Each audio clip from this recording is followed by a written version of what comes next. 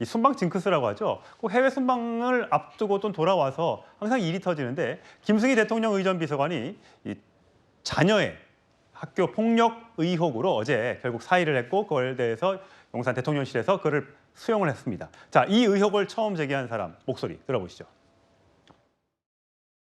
경기도 모 초등학교 여학생 화장실 학교 폭력 사건입니다. 3학년 여학생이 2학년 후배 여학생을 화장실로 데리고 가서 리코더, 주먹 등으로 머리와 얼굴, 눈팔 등을 때려 전치 구주 상해를 입힌 폭행 사건입니다. 이 학폭 사건의 가해자의 아버지는 대통령실 김승희 의전 비서관입니다. 오늘 자녀의 학폭 의혹이 제기된 의전 비서관은 부모로서 깊은 책임감을 느낀다면서 국정에 부담을 주지 않기 위해 사표를 제출했고 즉각 수리됐습니다. 예, 초등학교 3학년생 딸이 그 1년 후배를 때려서 전치 구주의 상해를 입혔다라는 충격적인 내용이 야당 의원의 입에서 나왔습니다. 자, 이 부분 전치 구주는 엄청난 큰 상해인데요. 네, 증언이 나오는 거에 따르면 뭐 피투성이가 됐다 이런 표현들도 있습니다. 사실 전치 구주면 초등학교 2학년한테는 굉장히 큰 상해인 것은 확실해 보입니다. 지금 이제 그 김승희 비서관이 부모로서 책임감을 느낀다 이러면서 아주 속전속결로 사표까지 내버렸기 때문에 의혹이 아니라 대부분 사실인 것으로 보입니다만 구체적인 정황은 뭐 알 수가 없습니다. 이제 다만 과정에서 이 문제를 해결해 나가는 과정에서 여러 가지 문제가 제기가 됐던 것인데 예를 들면 그러니까 문제가 이제 그 상황이 벌어지고 나서 2달이 지나서야 학폭위가 열렸다는 거 그리고 전혀 사과가 없는 상태에서 이제 피해자 측이 전학을 요구했는데도 열흘의 출석 정지에 그쳤다는 거 그리고 이제 학급을 교체시켰는데 사실 2학년 3학년이면 학년 자체가 다르기 때문에 학급 교체는 큰 의미가 없다는 거죠. 그리고 또 이제 그 김승희 전 비서관의 아내가 처분한 그 날에 카카오톡 프로필 사진에 그 남편과 윤 대통령 같이 있는 사진을 이렇게 올리면서 어떤 권력을 이렇게 좀 앞세워서 압박하려는 모양새를 보인 것들 이런 여러 가지 것들이 다 이제 문제가 되는 거죠. 그래서 근데 사실 이 학교 폭력 문제는 굉장히 민감한 겁니다. 정순신 변호사라든지 이동관 위원장 때마다 얼마나 시끄러웠습니까? 그러니까 이제 정부가 그 어떤 그 폭발력 그 심각성을 인지를 하고서 굉장히 빠르게 처리를 했다. 이런 상황으로 지금 보입니다. 예. 근데 아까 조금 전에 이정은 논설위원이 얘기했습니다만 이 뒤의 문제가 더 크게 지금 의혹이 지금 부각되고 있는 건데 그 목소리 들어보시죠. 남편과 대통령이 함께 있는 사진을 올려놨으니 카톡 프로필에 이 사진을 올린 시점을 보면 다분히 의도가 있어 보여요. 7월 19일에 프로필 메인 사진이 교체됐는데 이날은 학교장이 긴급 조치로 가해 학생의 출석 정지를 내린 날입니다. 그런데 굳이 카톡 프로필에 왜 이 사진을 올렸을까요?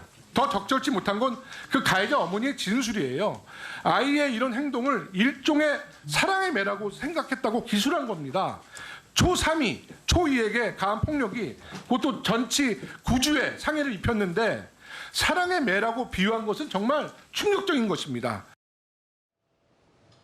예, 사랑의 매라고 표현한 거는 정말 부적절한 표현인 것 같습니다. 뭐 제가 보기에 이걸 딱 보니까 옛말에 그 수신 제가 치국 평천하 이런 데 말이 생각이 나는데요. 저는 이걸 두 가지로 나눠봐야 돼요. 단순하게 그냥 자녀의 학폭이면요, 뭐 사표 수리로 어느 정도 도의적 책임제 끝날 수가 있죠. 그런데 그게 아니고 만약에 청와대 비서관 이런 데 지위를 이용해서 오히려 이제 징계를 좀 줄인다든지 무마하려고 했다면 이거는 이게 직권남용이나 심각해집니다. 이 부분을 저는 철저하게 조사해서 저 아내분이 프로필 사진 바꾼 것도 의심이 가잖아요. 이 부분 물론 사표는 냈지만 저는 진상조사를 철저하게 해가지고 그렇다면 이게 형사 책임까지도 문제될 수 있는 이런 게 엄중한 사안입니다. 대충 사표로 끝날 사안은 아니지 않나 이렇게 보입니다.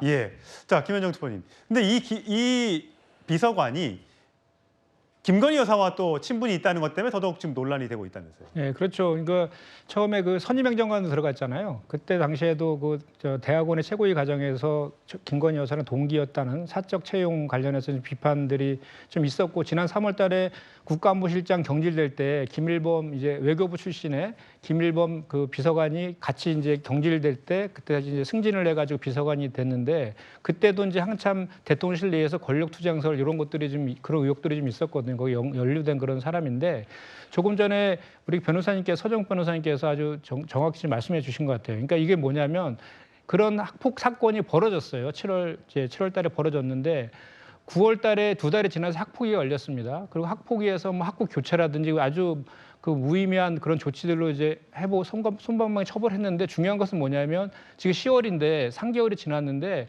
가해자의 부모라든지 당사자가 전혀 사과도 하지 않고 있어요. 사과도 하지 않고 있고 이것에 대해서 이제 가장 최근에 봤을 때는 윤석열 그 대통령실에서 이례적으로 아주 빨리 사표를 수리한 아마 그렇죠. 처음일 거예요.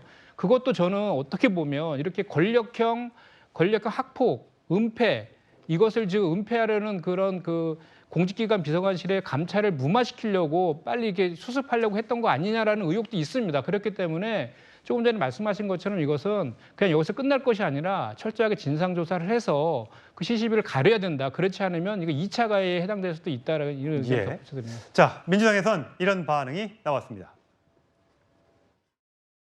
김승희 대통령실 의전비서관의 초고속 사표로 그냥 얼버무리고 넘어갈 일이 아닙니다. 말로는 엄중한 대처라고 하지만 권력형 학폭 은폐에 대한 감찰 무마를 위한 꼬리 자르기 면직에 불과합니다. 대통령실 차원에서 아무런 진상규명이 이루어지지 않는다면 앞장서서 은폐하는 것은 물론 모든 학폭 피해자에 대한 2차 가해를 하는 것입니다. 윤석열 대통령은 권력형 학폭 은폐 카르텔로 점철된 정순신, 이동관, 김승희까지 실세 자녀들의 연이은 학폭 논란에 대한 입장을 직접 국민께 밝히십시오. 네, 대통령실과 여당에 관련된 소식 들어봤고